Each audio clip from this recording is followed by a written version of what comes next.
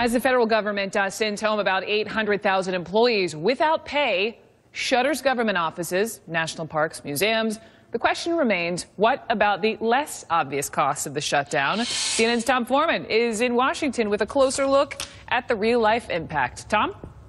Yeah, hey, Brooke, that's really what everybody's doing here. They're trying to measure the real impact. And you're right, we knew up front about the big red zone impact here, the 800,000 or so people who would lose their jobs right away with the federal government. All the businesses that deal directly with the federal government day by day by day, they're being hit by it. We also knew before this started that there would be something of a green zone back here. And by that I mean agencies that are considered essential, so they're not cut back as much. Airports and Customs and Border Patrol, the Postal Service, the federal courts, things like that. The real area of concern right now that you're hearing so much talk about is this, the yellow zone here, where there are cuts that people maybe weren't thinking of or didn't expect so much. For example, the National Security Agency, the CIA, and other intelligence forces. In some areas, we're hearing now that there are 70% reductions, 70% in terms of the civilian staff. That has a potential impact on diplomatic missions, on military missions overseas. A lot of concern over that on Capitol Hill.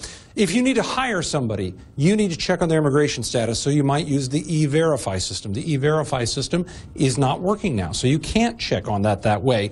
Meat inspections by the Department of Agriculture are going on now, as they normally would, but there are other agencies that have other inspectors who check out other food sources for health and safety.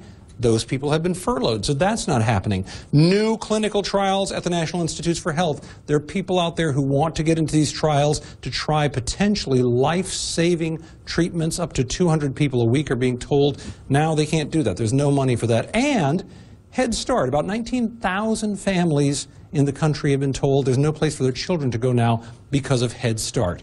Now, you may look at all of this and say that's savings in taxes. Some people do see it that way.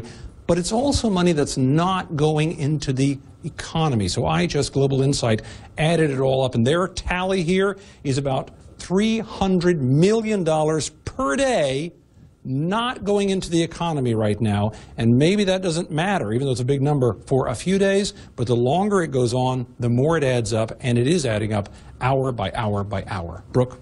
Wow, that is a large number behind you, Tom Foreman. Tom, thank you.